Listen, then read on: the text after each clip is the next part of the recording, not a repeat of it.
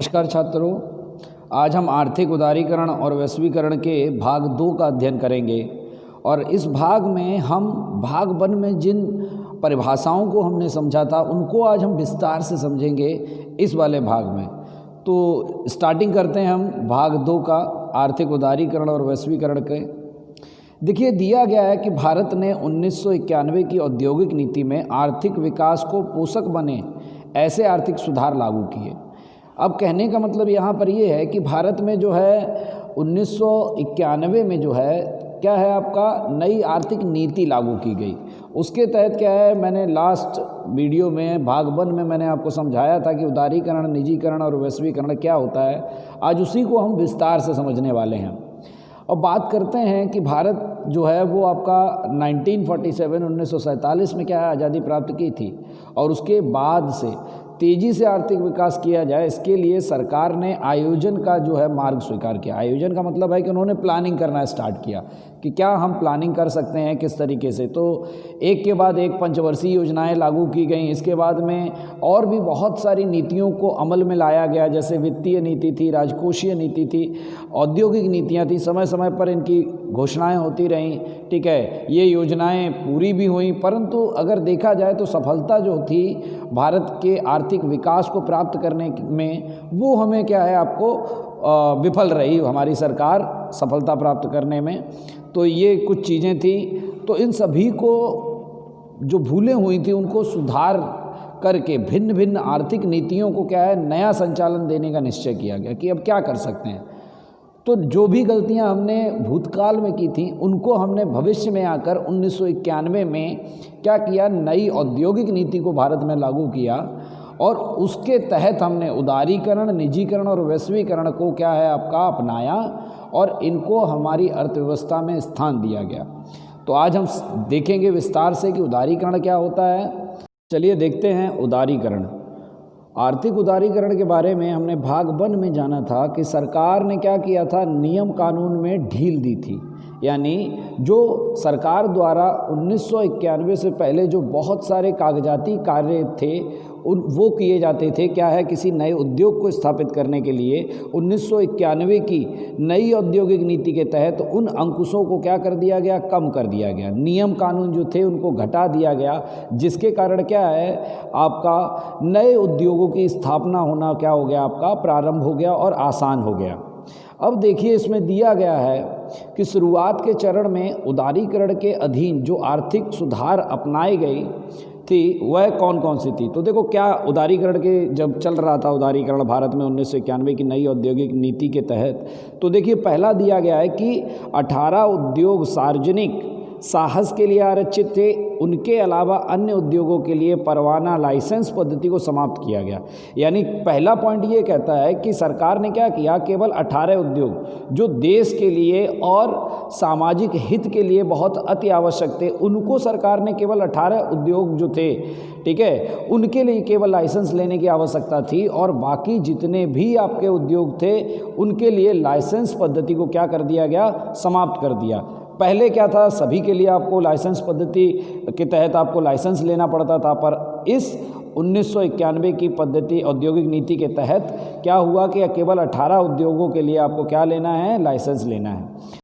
अब देखिए दूसरा पॉइंट दिया गया है, रेलवे हो गया, अणु क्षेत्र हो गया। अणु क्षेत्र मतलब एटॉमिक एनर्जी से संबंधित जो भी कार्य है वो, और संरक्षण हो गया। जितने भी आपके सरकार द्वारा रिस्ट्रिक्टेड एरियाज़ हैं जहाँ पर सरकार ही केवल, जैसे नेशनल पार्क्स वगैरह हो गए, इनके सिवा ये 3 चीज़ें जो हैं, इनके सिवा जो था सभी क्षेत्र जो है वो किसके लिए खोल दिए गए, निजी क्षेत्रों के लिए खोल दिए गए कि प्राइवेट लोग इनको खरीद सकते हैं और उनका संचालन कर सकते हैं। तीसरा पॉइंट देखो दिया गया है, उद्योगों के लिए अनिवार्य पंजीकरण प्रथा रद्द कर दी गई है। अगर आपको कोई नया उद्योग स्थापित करना है या लगाना है तो आपको क्या करना पड़ता था, पहले कागजाती कार्य करने पड़ते थे जिसमें रजिस्ट्रेशन आपको कराना पड़ता था, पंजीकरण जिसे कहते हैं। तो ये जो सारी चीज़ें थीं, आप छोटे मोटे उद्योग, लघु उद्योग को अगर स्थापित करना चाहते हैं तो आपको किसी भी पंजीकरण कराने की आवश्यकता नहीं है, सरकार को आपको कोई पैसा नहीं देना है, ठीक है। तो इस प्रथा को भी रद्द कर दिया गया।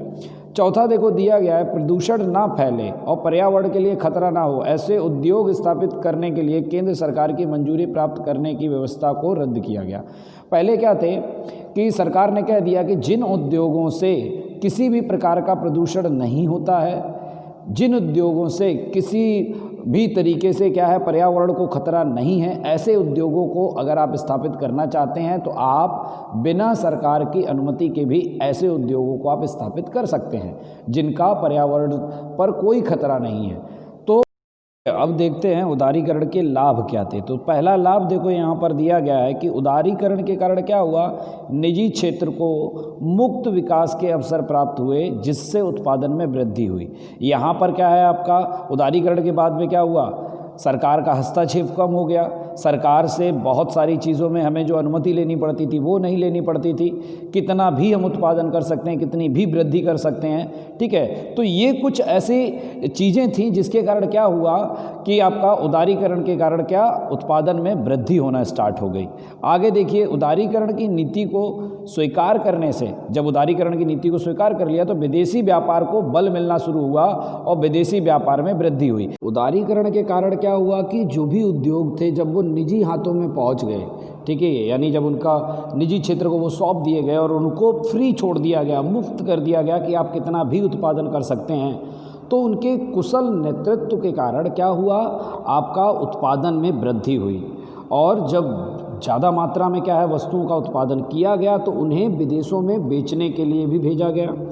और जब इसीलिए क्या हुआ कि पहले हमारा कम विदेशी व्यापार होता था, पर जब हमने क्या है उदारीकरण के कारण निजी क्षेत्र को मुफ्त कर दिया तो हमारे यहाँ उत्पादन अधिक हुआ और उस उत्पादन का प्रभाव हमें देखने को मिला विदेशी व्यापार पर कि विदेशी व्यापार में भी क्या हुई, आपकी वृद्धि हुई।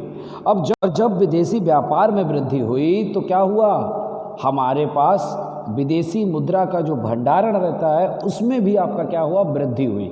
क्योंकि बहुत सारी वस्तुएं जब हम बेचते थे तो पहले कम वस्तुएं बेचने पे हमें कम विदेशी मुद्रा प्राप्त होती थी।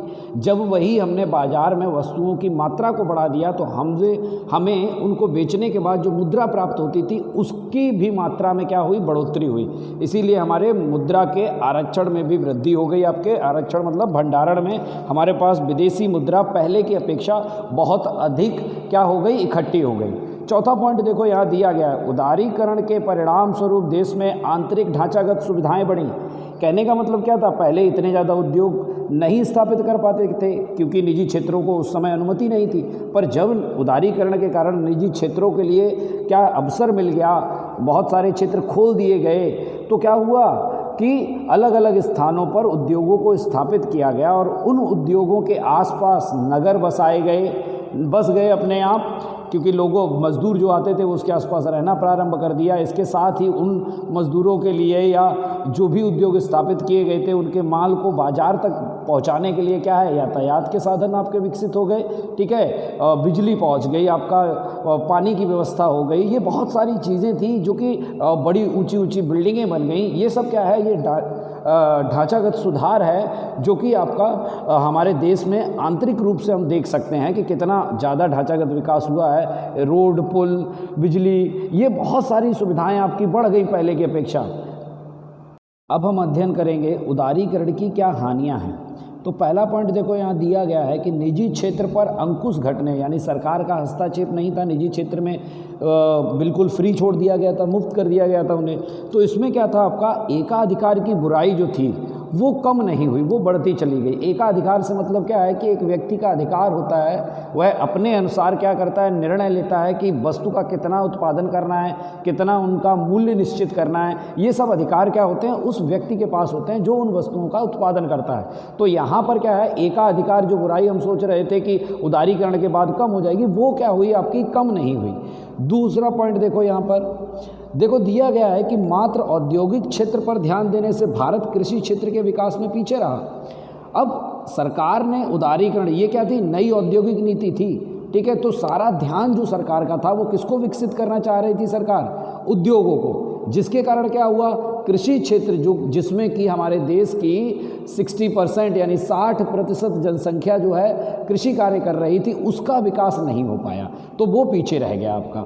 तीसरा पॉइंट देखो दिया गया है, आय की असमानता में वृद्धि हुई। जब निजी क्षेत्रों के लिए खोल दिए गए बहुत सारे उद्योग, तो क्या हुआ, कुछ निश्चित लोगों के पास बहुत अधिक मात्रा में धन हो गया और देश की एक बड़ी जनसंख्या जो कि आपकी कृषि कार्य कर रही थी, उसके पास धन की कमी रह गई, जिसके कारण क्या है, आपकी आय में असमानता जो थी वो और बढ़ती चली गई। यानी किसी के पास बहुत अधिक धन था और किसी के पास बहुत कम धन था। चौथा पॉइंट लिए, अब देखते हैं चौथा पॉइंट।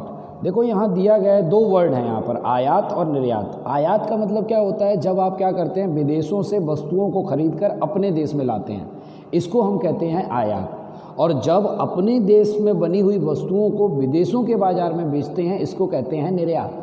तो क्या होता था, हम आयात, देखो यहाँ पर पॉइंट में देखो क्या लिखा गया है कि आयात बढ़ने से, यानी हम बाहर से चीज़ें क्या लाते थे, बड़ी मात्रा में खरीद के लाते थे, उनके मूल्य भी अधिक होते थे।